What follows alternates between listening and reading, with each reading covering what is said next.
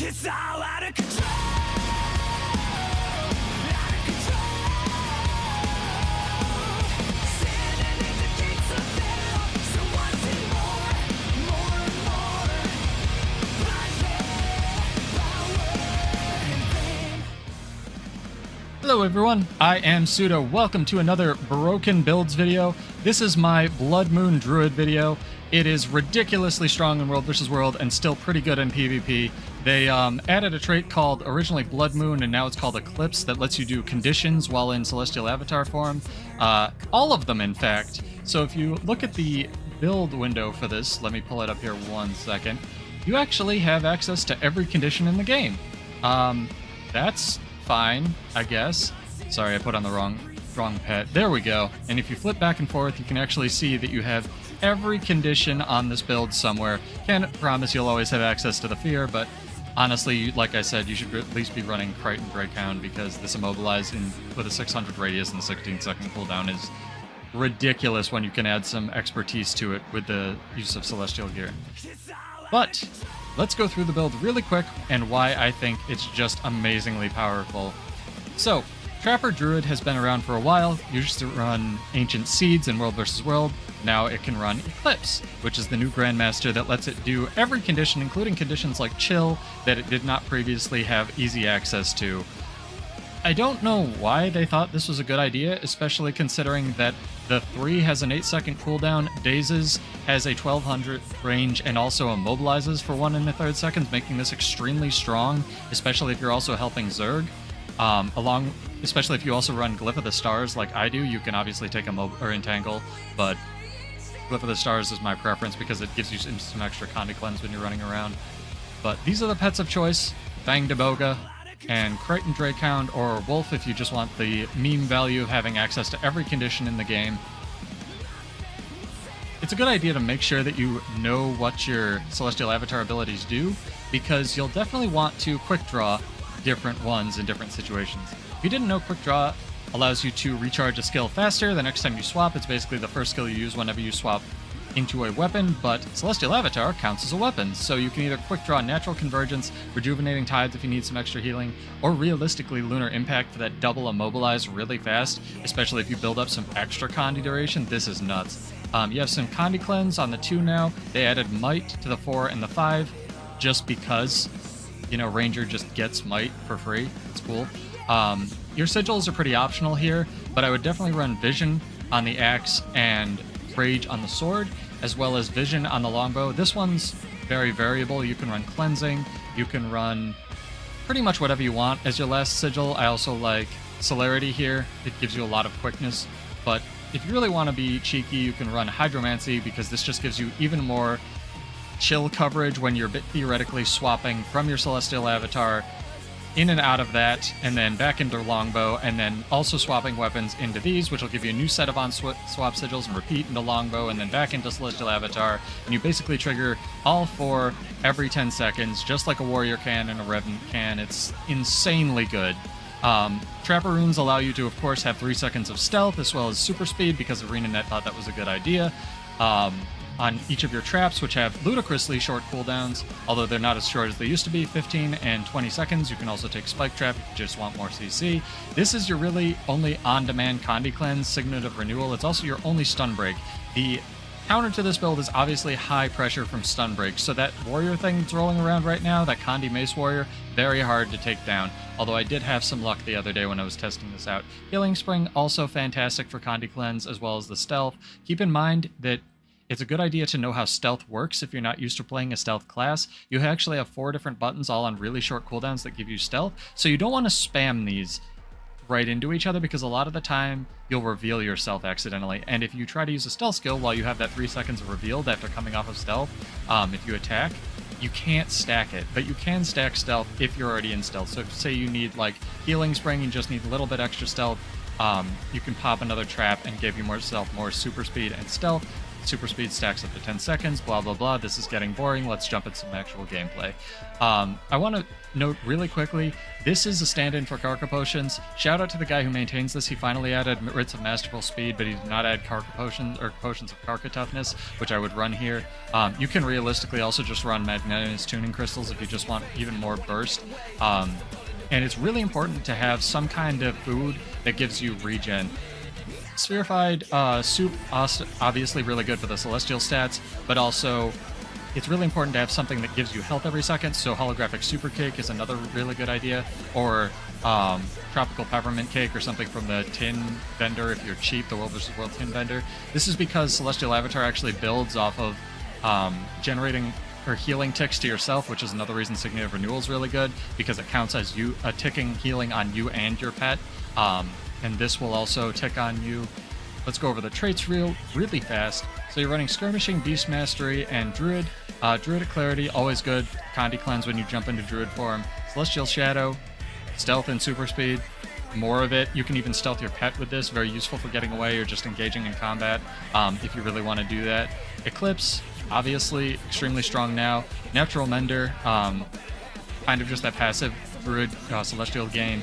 And then whenever you heal an ally, you're now also healed. So the small ticks that you see, you go into Druid form, this ticks multiple times and is also a water field. So if you can manage to blast it or just get those, repeated healing ticks off, they're going to heal a lot more than you think you are. Still, healing is nerfed in World vs. World compared to something like PvE, so keep that in mind. Beast Mastery just gives you those really, really low cooldowns on your beast skills, and then Go for the Eyes, Wilting Strike, and Beastly Warden just give you those last condis for the memes. If you feel more comfortable running something other than Beast Mastery, you can hit up pretty much any other trait line, whatever you're used to. I would keep this one on Skirmishing, but you can definitely throw Nature Magic in here if you want some more survivability. Tailwind gives you swiftness, kind of balances out your swiftness, up to 13 seconds with Celestial Gear. Sharpened Edges, good for cover condis. That's pretty much all it is. Spotter, you can definitely run Strider Strength as I do in the PvP build. This is really the only trait I change, just because the power is a little bit more valuable in PvP than it is in World vs. World, and the Fury gets benefited or gets boosted from the Celestial Gear duration, the concentration duration on it. So let's go back here. Furious Grip, even more Fury, so this gives you pretty much permanent Fury coverage, which is really strong. Hunter's Tactics, kind of whatever. You're not doing a ton of power damage, but it's a good idea to run Axe in the World vs. World. And then Quick Draw is your, golden trait. Lets you quick draw pretty much whatever you want, whether that's Rapid Fire, Point Blank Shot, even Barrage if you're fighting the Zerg at range, or Whirling Defense. This is a really strong one to quick draw, as you'll see, because it's just really good power burst, especially considering that it lets you get 2 off every weapon swap, and then you can proc all those juicy crits from the Celestial stats with Sigil of Vision, which is 3 seconds in World vs. World instead of just 3 strikes like it is in PvP. I'll go through the PvP variant a little bit right now, just to get it out of the way. The sigils I'm running are Sigil of Exposure, gives you vulnerability on the short bow instead of a long bow. You need a little bit more condi pressure in PvP because you don't have power damage in the Celestial stats. Rabid Amulet and Trapper gives you enough survivability, I find, but you can definitely throw like Wizard or Carrion if you're used to that on here, or you want like a little bit more team support with Sages for some like healing. Sigil of Exposure gives you vulnerability whenever you swap to the short bow. It's one condition short bow doesn't have, so it's pretty strong. Again, just more condis the better. Sigil of Cleansing, and then Doom and Stagnation, which is actually not a sigil in PvE in World vs. World, lets you cripple for really good sword follow-ups now that they've changed it. And I'm also running Torch here because I can only run Rabid Amulet, so you really need, it's basically just like kind of the condi version of the Axe. It's just damage pressure. Keep in mind that I'm also running different traits for my third trait line in PvP. Wilderness Survival with Ambidexterity, Poison Master, and Taste for Danger. The reason I don't run the World vs. World variant here is because you really don't do much power damage. So the Beast Mastery trait line is kind of whatever.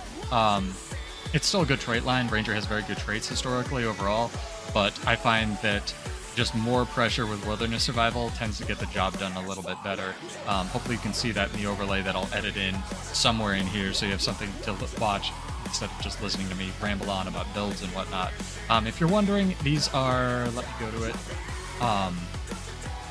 6 expertise sigils or infusions, as well as a bunch of precision infusions. Precision is pretty much the strongest infusion type you can get, just overall. It's the hardest thing to build for, so it's the strongest. So I usually build precision when I can if you need the crit chance, and then just the expertise let you have just another 4th second on your immobilizes. That's, if nothing else, I would get these 6, or just try to run something that gives you a little bit more expertise to get that little 1/4 of a second of immobilize, because when you're quick drawing or when you're doing repeated immobilizes, it's worth it. So let me really quickly explain how the sword changes impact this build, and then we'll go roam around and I'll showcase it a little bit. So arenanet buffed the ever-loving crap out of sword in their last balance patch. Pounce, now a mobility skill, very strong, does extra damage if your foe is crippled. In case you didn't know, the damage chain is also quite good. Whatever attack, and then on the 2nd it actually cripples instead of on the 3rd like warrior, and then on the last one you get might. So all you have to do is get to your 2nd auto attack. You've already set up for, and this is a pretty decent duration cripple, you've already set up for pounce, and more important, you've set up for serpent strike. So you can immobilize, poison, and then bonfire. Basically, the more immobilize you're chucking out, the better. That's why Jacaranda is the choice in PvP instead of the Crichton Drakehound, which is still a viable option, but I really wouldn't run the Wolf. The Wolf is just there to, give you the fear and the fun memes of saying, hey, I can do every condition in the game. You can also run the Smoke Scale, obviously, very strong pet, all around, just because it has its own stats. It doesn't need to scale off of your power anymore. But yeah, that's pretty much it. The only last thing to note is Sigil of Stagnation. I have no idea what the radius on this is, but it's good in PvP because it cripples whenever you swap. So you can just swap to your sword torch, rather. Sorry. You can just swap to your sword torch and then Serpent Strike right away, which is the longer one. It's elite finisher, and set up for bonfire, all your trap spam, and then go into quick drawing natural convergence. Keep in mind, natural convergence is also a pretty decently damaging skill in World versus Worlds. Granted, everything runs Celestial Gear here anyway, so you're not going to be critting for that much. But your Sigil of Vision is going to make you crit on all of these quick draw natural conversions. So if you need to burst someone down and you only have access to Druid form, this is because you have Sigils of Vision on both of your weapon sets. This is a pretty good one to quick draw. It does cripple, slow, immobilize at the end, burning, gives you stability, feeds your cat, gives you toast, brings you cupcakes. Like, Druid is nutty. Gives you might. It has a radius, has 5 targets, pulses 3 times. Like, this build is crazy, dude. So in case you haven't noticed, a lot of the pieces of this build work with each other. You do have to keep in mind there's a lot to maintain. It's more of a moderate build than anything else because there's a lot to keep track of, predominantly being pet health, which is something I'm not super experienced at, especially as a non-rager main. But if you see your pet getting low, you really want to hit that pet swap, especially because they're running Beast Mastery in World versus World. Give you that quicker pet swap and get your other pet out before it dies, because unlike Soul Beast, there's no way to insta-heal your pet in combat. And if your pet dies, you're going to be really crippled. So make sure you're trying to keep its health up, heal yourself. And yeah, it's a Condi build. Run around, kite people until they die. So let's get into it. Enough of that. This build is crazy good. It's kind of nutty. I don't know why it's in the game, but I don't know why a lot's in the game right now. And it's kind of fun with a lot of stuff coming out and being really, really strong right now. Especially, it's refreshing to see myself as a warrior player with that Condi Berserker thing showing up at the monthly. Was very, very fun. But that's it. Sit back, enjoy some matches of me in PvP, as well as fights in World versus World. And if you have any questions, drop them in the comments. I do lots of build videos. There's tons of them coming with Pseudo. I already have some crazy ideas. I have another Soul Beast build I've been working on. I have a Dante build that I already did a stream for on the channel that the build video for is coming very, very soon, as soon as I can get that off the editing room floor. And yeah, hope you enjoy. If you have any questions, let me know in the comments. Cheers! I'm Pseudo, and I'll see you in Tyria.